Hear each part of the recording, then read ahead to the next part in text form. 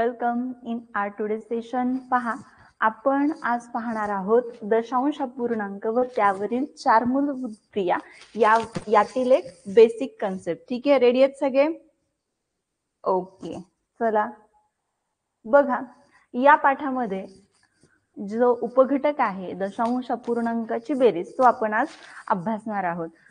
पहा, उपघटक दशांश अपूर्णांकाची बेरीज. मग यामध्ये आपण नेमकं काय अभ्यास करणार आहोत? तर पहिल्यांदा आपण दशांश अपूर्णांक बेरीज याचा नियम अभ्यासणार आहोत. त्यानंतर बेसिक कन्सेप्ट, नवोदय मध्ये आलेला जो प्रश्न आहे आणि स्वाध्याय, तसेच मी तुम्हाला होमवर्क सुद्धा देणार आहे. तर सर्वांनी व्हिडिओ शेवटपर्यंत पाहायचा आहे, जेणेकरून तुम्हाला कन्सेप्ट तर ही समजूनच जाणार आणि त्याच्यावरती विचारलेला प्रश्न सुद्धा तुम्हाला सोडवता येणार. ठीक आहे, चला मग आता आपण पुढे पाहूयात. नियम. सर्वात पहिल्यांदा आपण काय पाहणार आहोत? नियम पाहणार आहोत. मग दशांश अपूर्णांकाची बेरीज करताना काय आहे नियम? तर दशांश चिन्हाखाली दशांश चिन्ह अशी मांडणी करणे. म्हणजे तुम्हाला संख्या दिल्या असतात, दशांश चिन्ह जे आहे त्या दशांश चिन्हाखाली दशांश चिन्ह येतील अशा पद्धतीने त्या संख्या मांडायच्या आणि त्यांची बेरीज करायची. चला आता डायरेक्ट थेट आपण जाऊयात आपल्या प्रश्नाकडे, उदाहरणाकडे. चला मग पहा, दशांश अपूर्णांकाची बेरीज यामधील पहिला प्रश्न तुमच्या स्क्रीनवरती आहे. 3.5 अधिक 1.2. प्रश्न पहा, व्यवस्थित समजून घ्या. प्रश्न अगदी सोपा आहे, पण हा जर तुम्हाला लक्षात आला, तुम्ही समजून घेतला, तर पुढे तुम्हाला हा नियम व्यवस्थित समजणार आणि कसलेही प्रश्न तुम्हाला या उपघटकावरती दिले तरी तुम्हाला ते व्यवस्थित सोडवता येणार. पहा, नियम आहे की दशांश चिन्हाखाली दशांश चिन्ह लिहिणं आणि त्या पद्धतीने तुम्हाला बेरीज करायची. बघा, मग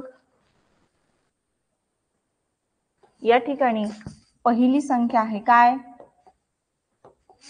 तर 3.5 अधिक करायचं आहे 1.2 आणि या दोघांची आपल्याला बेरीज करायची आहे. मग बघा, या ठिकाणी दशांश चिन्हाखाली दशांश चिन्ह आलेलं आहे. अशा पद्धतीने आपण त्या संख्या मांडून घेतलेल्या आहेत आणि त्यानंतर आपण बेरीज करणार आहोत. मग 5 अधिक 2 7, पॉइंट खाली पॉइंट म्हणजे दशांश चिन्हाखाली दशांश चिन्ह द्यायचं आहे आणि 3 अधिक 1 4. म्हणजे अशा पद्धतीनं या प्रश्नाचं उत्तर आलेले 4.7. ठीक आहे, चला समजलं सगळ्यांना?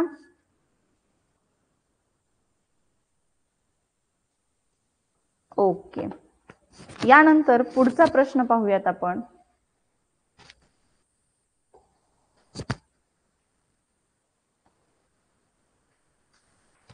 चला पाहूयात पुढचा प्रश्न. पुढचा प्रश्न आहे 8.3 अधिक 2.4.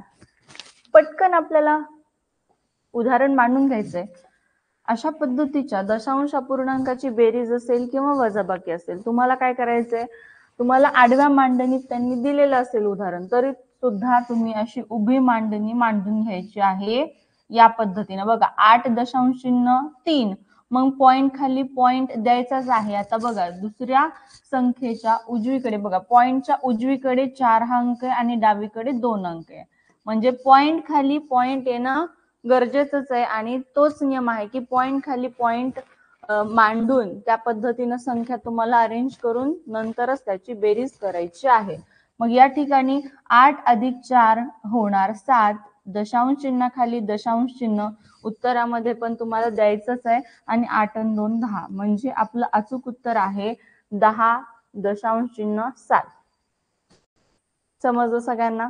चला पुढचा प्रश्न घ्या.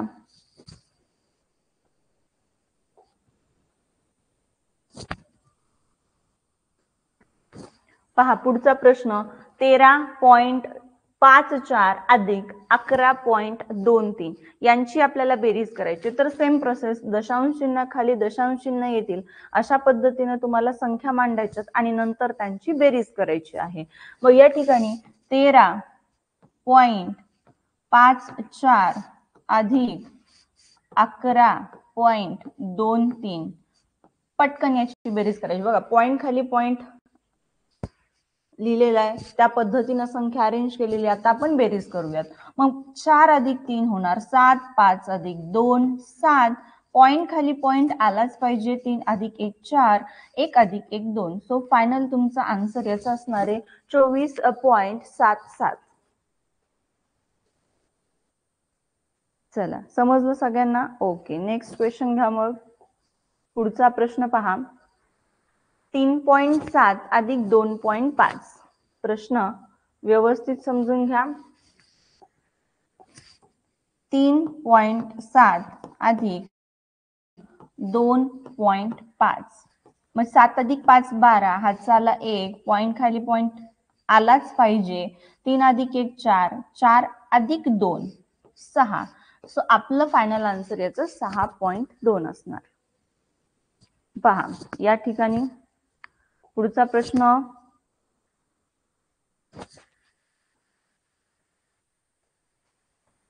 इथं पहा, हा प्रश्न खूप महत्वाचा आहे बघा. 5वा प्रश्न आहे 8 अधिक 3.2. मग या ठिकाणी तुम्ही मला आता म्हणताल की मॅडम इथं मला दशांश चिन्ह दिसत नाही. तर लक्षात ठेवा, कोणतीही पूर्ण संख्या असेल तर त्याच्या उजवीकडे हा पॉइंट लपलेला असतो, आपल्याला दिसत नाही. ठीक आहे, मग आपल्याला हवाय तर आपण त्याला लगेच काय करायचं, जागा करायचं आणि उठ म्हणायचं, आम्हाला गरज आहे, पटकन ये. बघा मग या ठिकाणी उदाहरण आहे 8 अधिक 3.2. काय आहे? 8.3.2. मग 8 मी काय सांगितलं आता की 8च्या उजवीकडे पॉइंट दिसत नाही. याचा अर्थ उजवीकडे फिक्स हा पॉइंट असतोच, कारण की ती पूर्ण संख्या आहे. मग तुम्हाला लागत असेल तर पॉइंटच्या उजवीकडे तुम्ही किती शून्य द्या, काही अर्थ नाही, व्हॅल्यू तेवढीच राहणार. 8 म्हणजे 8च. अधिक काय मिळवायचं आहे? 3.2. बेरीज करूयात आपण याची. 0 अधिक 2 2, पॉइंटला पॉइंट, 8 अधिक 3 11. सो फायनल आन्सर येणार आहे 11.2.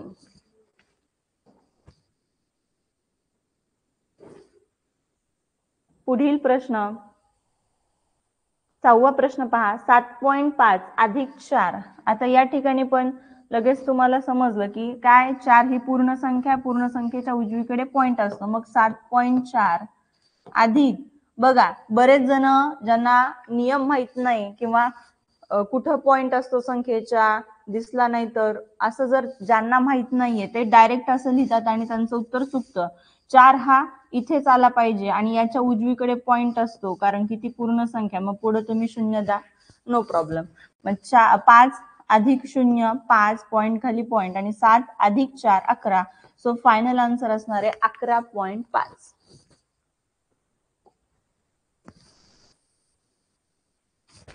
पुढील प्रश्न घ्या.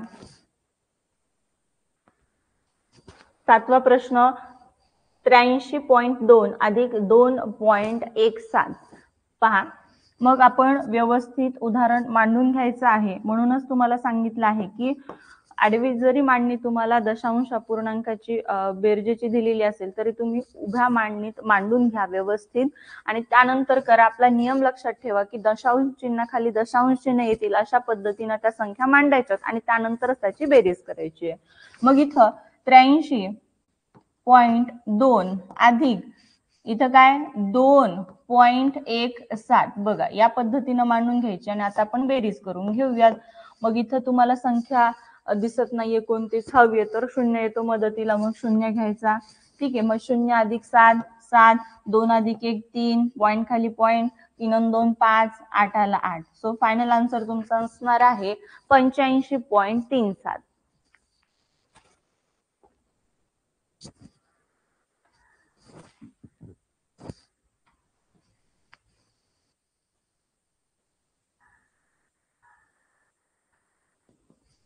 पहा 8वा प्रश्न 534.1 अधिक 0.3214.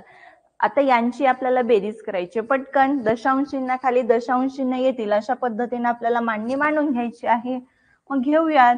पहा, पहिली संख्या आहे 534.1 अधिक काय 0.3214.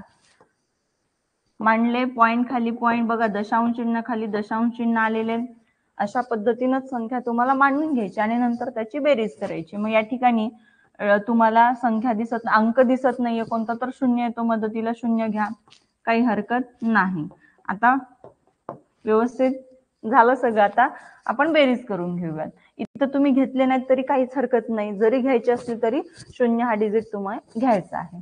मग 4 अधिक 0 4, 1 अधिक 0 1, 2ला 2, 1 अधिक 3 4, पॉईंट खाली पॉईंट आलाच पाहिजे, 4 अधिक 0 4, 3 अधिक 0 3 आणि 5 अधिक 0 5. सो फायनल आन्सर तुमचं असणार आहे 534.4214.